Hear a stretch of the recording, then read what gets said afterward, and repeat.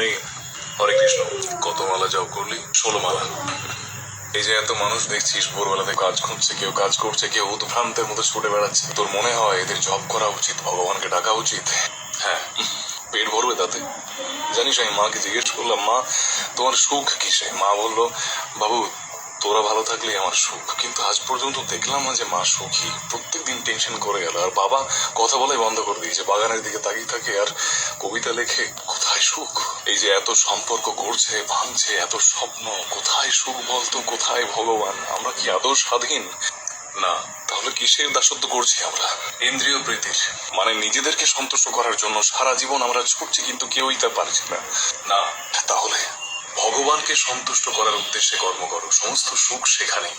আমার কিচ্ছু নয় তাহলে? না, তাকে পুজো করে তার থেকে নিয়ে তাকে সেবা করার উদ্দেশ্যে জীবন অতিবাহিত করে, সেটাও তো দাসত্ব। ভগবানের দাসত্বই যে পরম সুখ। তাহলে হ্যাঁ বল, প্রশ্নটা কর। আমি কে? তারপর আমার উদ্দেশ্য কি? কোথা থেকে এসেছি? ব্রহ্ম জিজ্ঞাসা। দৈবী হোসা গুণময়ী মম মায়া দুরুক্তয় মামে যে প্রপদ্যন্তে মায়া মেতাং তরন্তিতে বহুনি মে ব্যতীতানি জন্মানি তব চার্জুন তান্নহং বেদ সর্বাণি ন তং বেদ্ধ পরম তপ। সে তোমাকে দেখছে জন্ম জন্মান্তর ধরে। কৃষ্ণ চেতনায় স্বাগত বন্ধু। হরে কৃষ্ণ।